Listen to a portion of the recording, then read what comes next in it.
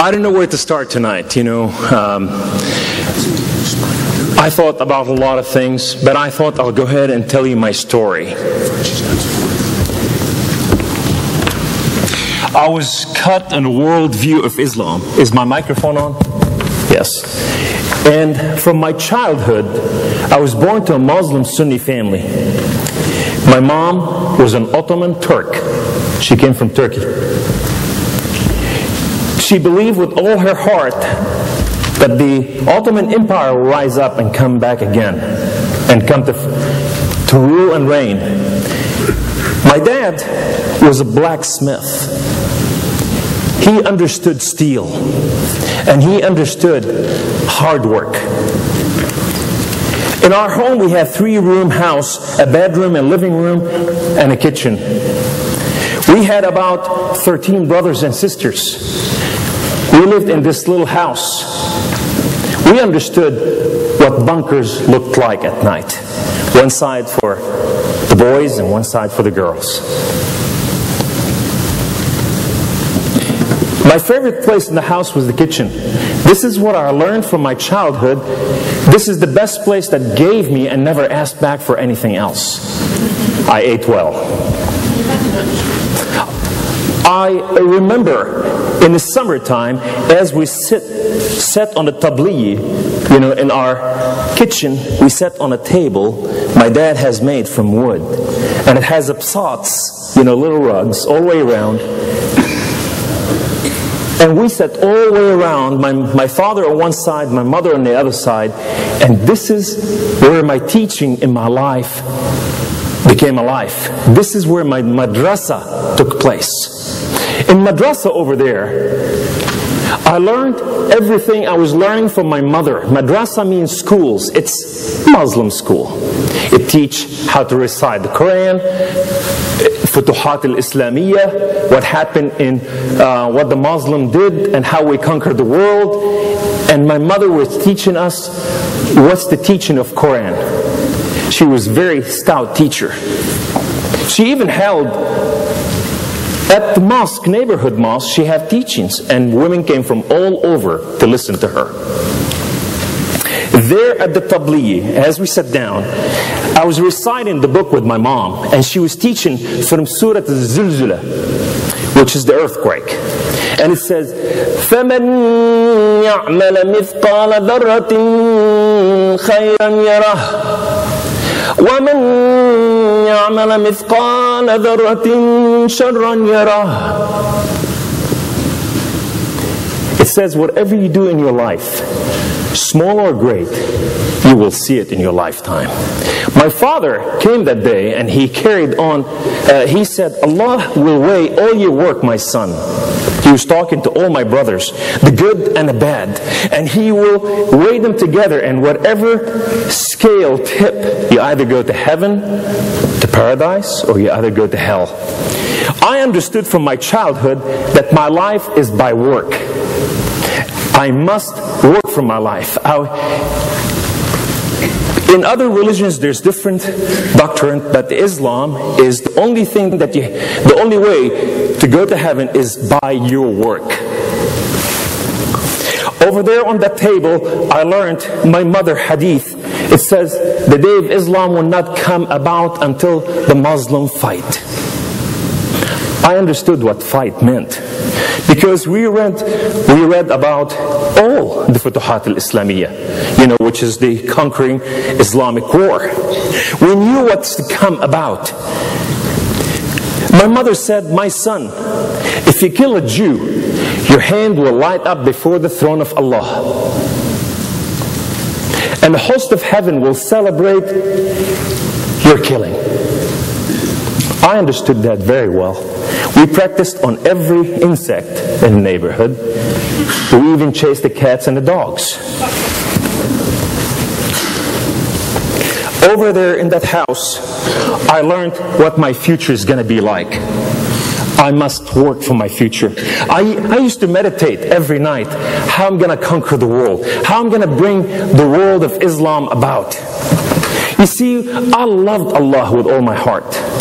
I loved Muhammad with all my heart. I loved Islam with all my heart.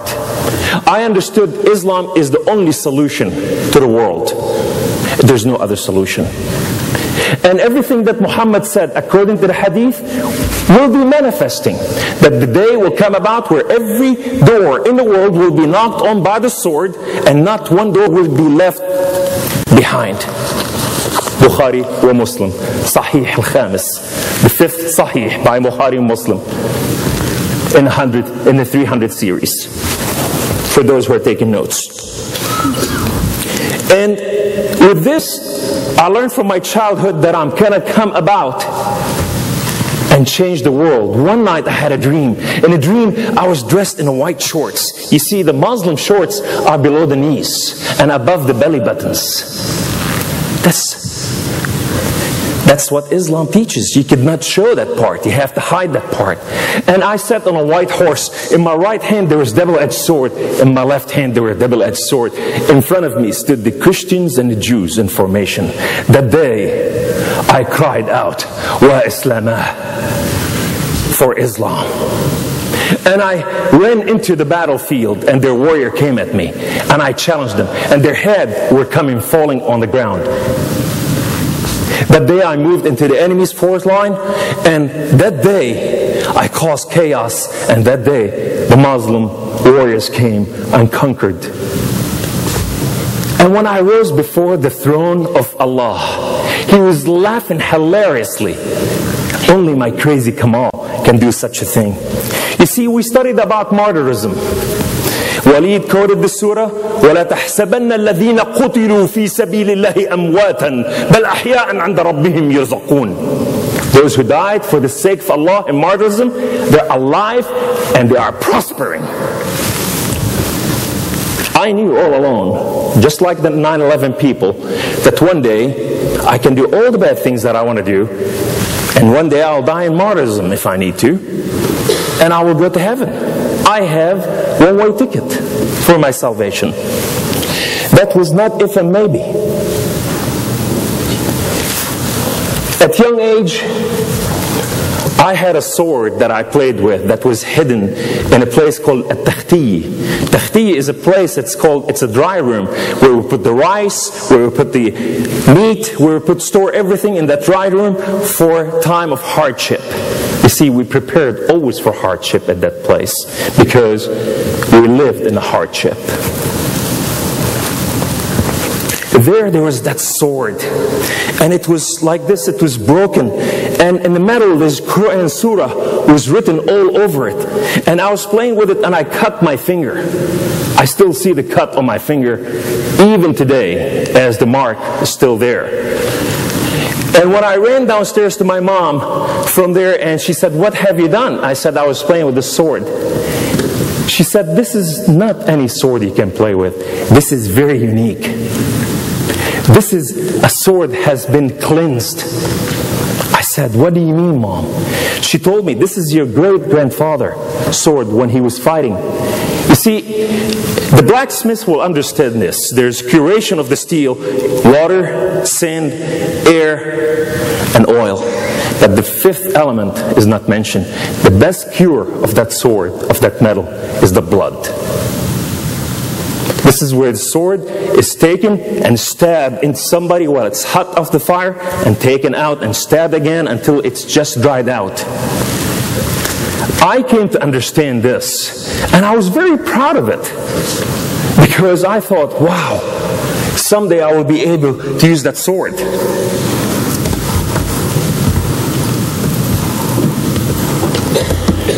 My father taught about martyrism. He said every Muslim will have to pass by hell first. وَكُلُّ مِنْكُمْ وَارِدُهَا. Only the martyrs. See, what happened when a martyr died, several things happened. The first thing, as Walid explained, he become an intercessor. His mom, his dad, his everybody can go to heaven with him without being judged. It's on the house. The second thing, he gets 72 version. With every version, he gets 72 version. That's what the hadith said. I said to my dad once, I said, "I don't understand. You have my mom and you're having issues with her. How are you going to have control over those 70, and 70 and 70 and 70. I understood that he's going to be, as a child, I didn't understand how I'm going to do this. And he scratched his head and he said, the grace of Allah is sufficient.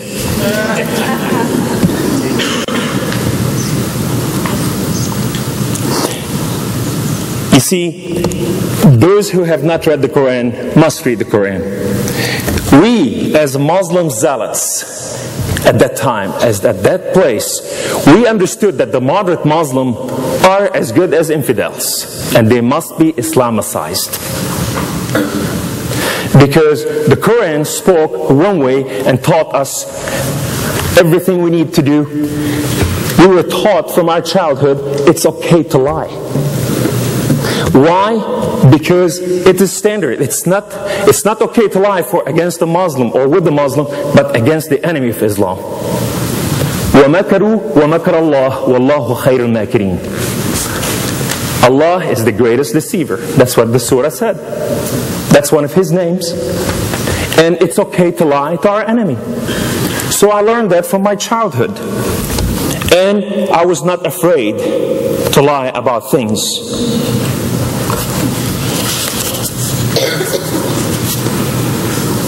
Murder was allowed to cleanse the enemy's blood, to cleanse the land from if your sister did something wrong or your mother. I've seen what happened in my home when my sister did something or my mother did something, and I saw how my dad, how harshly he dealt with them.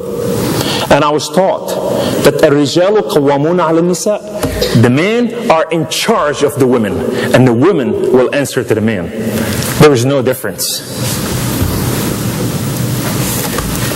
At the age of 5, I was going to the mosque. I was already, fasting the month of Ramadan.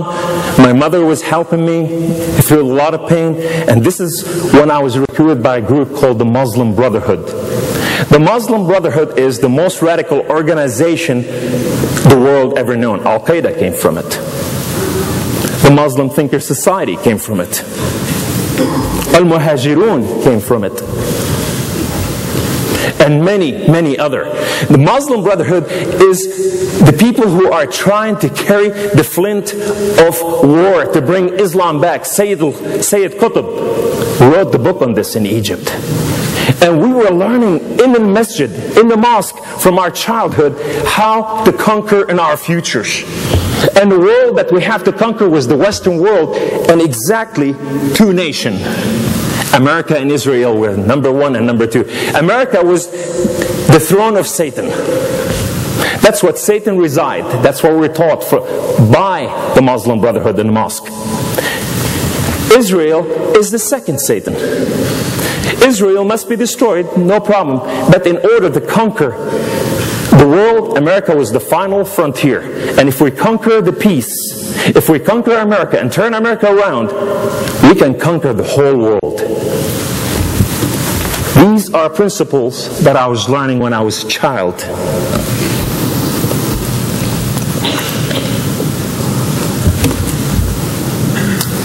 The hadith by Bukhari wa Muslim, volume 4, hadith number 361.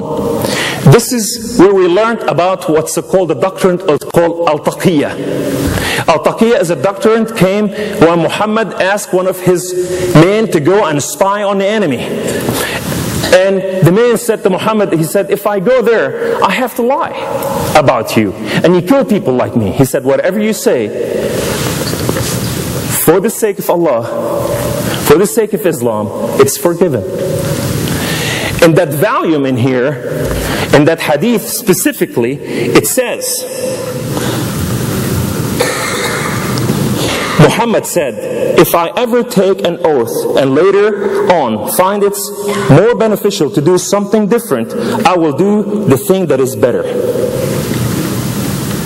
So if Allah can permit us to do something like this, Muhammad permit us to do something like this, we can do anything for the sake of Islam. We were learning about small sin and big sins. We were learning about black sins and white sins. It's okay to do white sins. It's okay to do small ones. So we're learning about all this. And then in Surah 66, in the Surah in the Quran, 66 and 2, it talks about, the Muslims are not bound to their oath. So we knew that we're going to go ahead and start conquering. The other part that we learned, and which is the greatest part, is in order to conquer the West, is to do it through the women, specifically America. We were taught that the American women are easy to penetrate. All they need, tell them that you love them. Do your eyes a few times with your big eyelashes. Speak with an accent. Dance with her, tell her, I love you. The next thing, she loves you too. But why we want to penetrate through the women? They're the weaker vessels, we learned.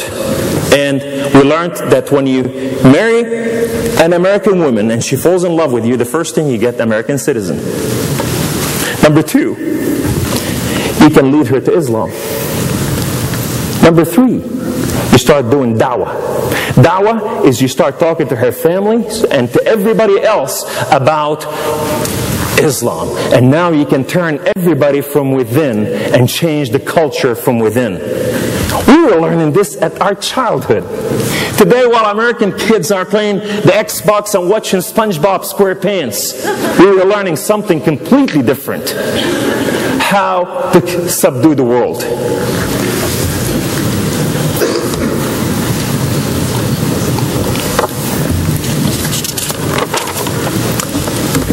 At the age of 7, a man called Abu Hamza came and he sat in our mosque and he talked to the all Muslim Brotherhood. And he said, now you have the power of the word, of the Quran. Now you have to have the power of the sword, of the rifle. Abu Hamza was a representative from a group called Fatah, which is the Palestinian Liberation Organization. Before they became the PLO, it was called Fatah under Yasser Arafat. And as a child, the whole group went and joined. I remember my first time when we walked to the camp, 7 years old.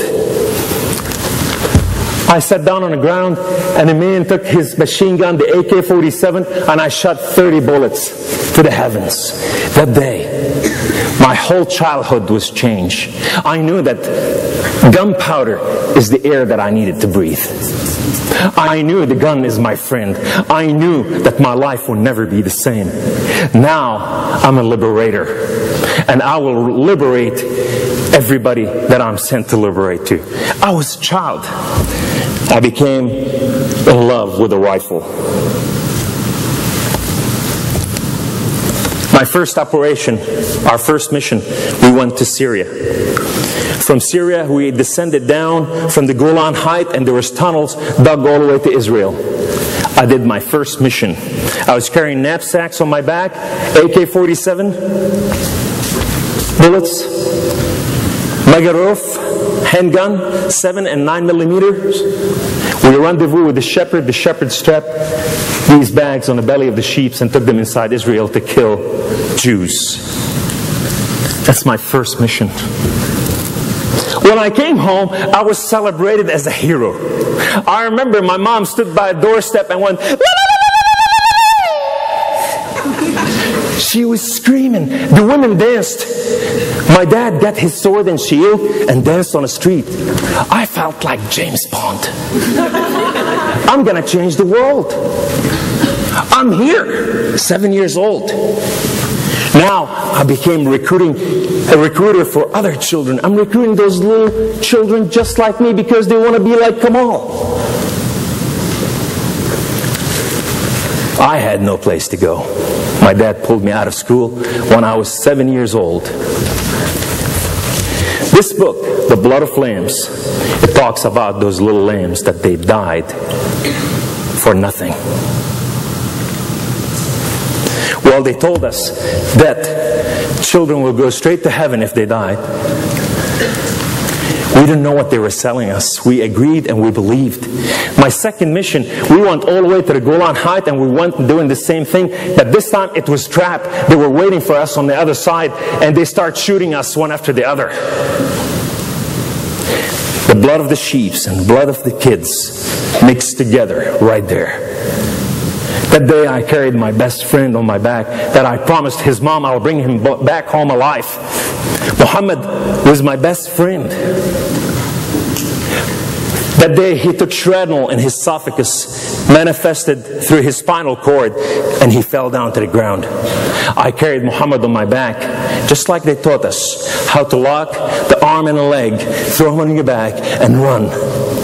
That day the kids I'm supposed to save his life took every shrapnel, took every bullet for me. This is my childhood. After that, I traveled worldwide. We did mission from the Mediterranean Sea to Israel to surprise the Jews and kill them right there on the streets. And they surprised us, and it was a bloody mission. We went all the way to Afghanistan. We took heat-seeking missiles, and we were shooting Russians,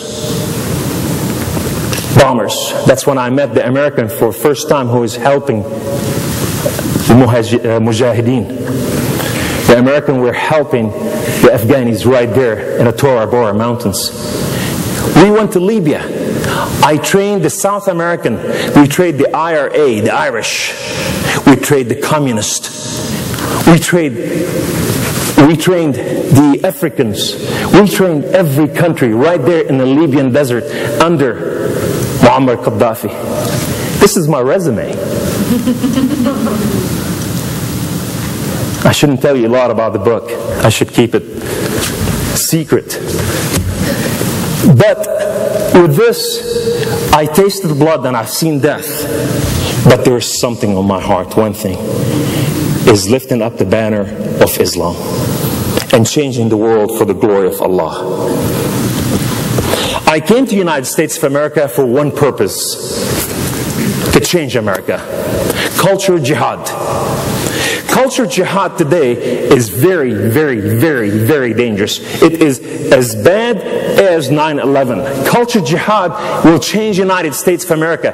There is recipes, there is formulas, there is component, there's everything that put in place how it's supposed to work, just like it worked in Europe. How to change America. How did we do it? I worked with the Muslim Student Association at that time. They were very, very small. It's very small in the 70s, upper 70s. I worked with the Muslim Brotherhood. We worked with the Young Muslim Association. We worked with many groups that they are here in the United States of America, and we were unifying them. Our target was the prison system. That's where you recruit American people, specifically the black and the Hispanic. You tell them, the white American men have failed you. They put you in jail and turn their back against you. Muhammad, best friend, his name Bilal, Mu'azzin al-Rasul. Bilal, the one who prayed for Muhammad. He's black. Muhammad freed him from slavery. Today we are here to free you from your slavery. While America enslaved you, we are here to give you freedom. The next part, you go and you knock on the door of the poor people. What is your need today? What is your need today? The system failed you. You're hungry. You have not eaten. We buy groceries for them. Rice, meat, sugar, flour, oatmeal. We cook meal for them in the kitchen. We serve that night. And we ask them to join us. All they have to say, La ilaha illallah wa Muhammadan Rasulullah. There's no God but Allah and Muhammad, His Prophet. And you're a Muslim. You can go and do whatever you want to do. But the next thing, we start asking to meet their families. We start helping to find jobs. We start, meeting their needs. We start asking everybody, taking dawah to their home, and we start changing their culture. That's what counter-jihad is about. You change the world from within. You don't attack it by 9/11. We were aware. I raised millions of dollars from Saudi Arabia. Many people said to me, "You're doing this for fame." Well, I was more famous in a Muslim world when I was a terrorist. I had more freedom to do anything I want. Now the same people that I loved and I trained, now they are hunting me down. You're saying you're doing it for the money. The millions of dollars that we raised from Saudi Arabia does not compare to what I'm making now. Today, my family and I, we went underground after I wrote that book, The Blood of Flames. If you want to know more about it, go to www.kamalsaleem.com. We have to go underground to hide because they fought us 3 times to kill us. They have rifles, yes. Here in our country. They're not afraid to do it. You become the enemy. So what's in it for me? The fame or the money? The same for Walid. No, there's something very special over there. I want to talk about it last. Today when I go to Walmart, I was in Washington D.C. the other day, and I walked to Walmart. There were Muslim people, there's Jewish people, there were Christian people, there were people, Hindu, Pakistani, from every nation and tongue, right there in the supermarket. And everybody cheered everybody. Everybody loved everybody. I was going like, wow, freedom. Freedom. This freedom that you have today, it has been paid for by high price. By blood of many men and women, just like this man. They gave their life away in the same freedom that you're living in. And some of you cursing that freedom today. I remember when I used to go to Saudi Arabia. UAE, United Arab Emirates, Saudi Arabia were my favorite places to go to. I raised a lot of funds from there. In Saudi Arabia, when you enter, you have 2 doors. One door says for Muslim only. The other door says for non-Muslim. When you go through the door for non-Muslim, I remember this woman was crying because this man took her Bible and confiscated from her. And it was gone. If you have Jewish star, David star, it's gone. If you have Buddha, it's gone. If you have Satan, it's gone. Over there, there's only one religion is practiced. Islam. And not Shia, but Sunni. Shia are enslaved to the Sunni over there. I had many Shia friends who were in a cause too. And they converted to Sunni. They have better life. Over there in Saudi Arabia, one of my favorite things was to go watch the beheading on Friday afternoon. Right there on the center block. If you're gay, you're lesbian, right there. Boom. You see the head. Ah! If you are converted from Islam to any other religion, boom. Ah! You see those heads rolling on the street. If you steal, your hand is gone. Over there, it's real. One time I saw this watch on the street. It was a Rolex. Everybody will walk to it and look at it and keep moving. Nobody touched it. And I thought like, what's wrong with these people? Why don't you pick it up? It's worth some money. The guy said, you see those guys up there, they're watching who's going to steal it so they can set the example by cutting his hand off. I'm going, whoa, this is real. America today is the final frontier. America today is where your freedom is practiced and nobody tells you how to live your life, what to do or what not to do.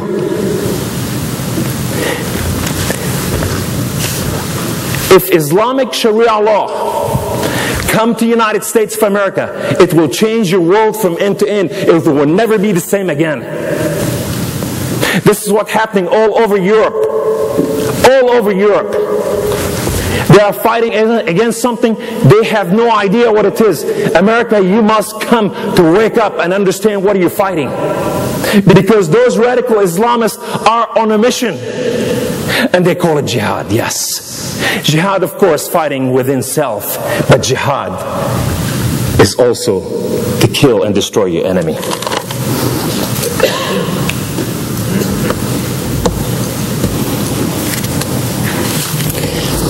I want to share something with you. The war against the United States of America was not in 9/11. The war started let me take you through history. 1979, Iranian embassy hostages. Beirut, Lebanon embassy, 83. Beirut, Lebanon Marine Barracks, 83. Lockerbie, Scotland, Pan Am flight, 88. First New York World Trade Center, 93. Bahrain, Saudi Arabia, Khobar Tower, military complex, 96. Nairobi, Kenya embassy, 98. Dar es Salaam, the House of Peace in Tanzania, U.S. embassy, 98. Yemen, Aden, USS Cole, 2000. New York World Trade Center, 2001. Pentagon, 2001. Counter-jihad, right here, right now. You see, Islamization begins when there are sufficient Muslims in a country to agitate the religious privileges. They will not come about to change everything until they have that privilege. And when they come bigger and stronger in size, then everything starts changing. I want to take you to an incident happened in New York City. This would happen in Jackson Heights by Islamic Thinker Society. They took the American flag, they tread it down, they spat on it, and they called the American people dummies. They said, come and join us in jihad. Come, let us change the culture here, where Islam will become the prominent religion and Sharia law is the only law. This is where they were speaking out loud. They said the American Constitution is for us. They understand the American Constitution more than American, and they're fighting from understanding. Appeasement is a joke. We should not sleep with the enemy. Right now, we are dialoguing with Iran, and Iran will have the nuclear power. What are you going to do later on? Pakistan is about to fall into the Taliban's, and they're going to have nuclear power over there. What are you going to do then? You are in no place to have appeasement with these radical Islamists. We just recently celebrated Memorial Day. And I got to focus on Memorial Day and what happened. You see this red color on the American flag? Millions of men and women died for this country. This was bought by real people. The freedom that you're living in today is the freedom that they have given you. Today, you and your children are living in that freedom. Who will live? Who will make a place for your children and grandchildren in the future? Who will make a place for them if you don't fight as a nation today and stand for what is pure and wholesome? Who will stand up for something like this? If we will not, who will? And for my Muslim brothers and sisters, if you are moderate Muslim and believe in America, I want to see you carrying the American flag on the streets of America and saying, Allahu Akbar! Allah bless America! I want to see you standing for America. But if you come here to fight against her and weaken her, we're unto you. And I will stand on her wall every day. And I will speak loud. I will cry out, wake up America, until many will wake up. Because I lived that life. And I know the truth. Today, the real heroes are these people. I want to thank and salute everybody who served this country and who died for this country and who's still serving. Let's give them a hand.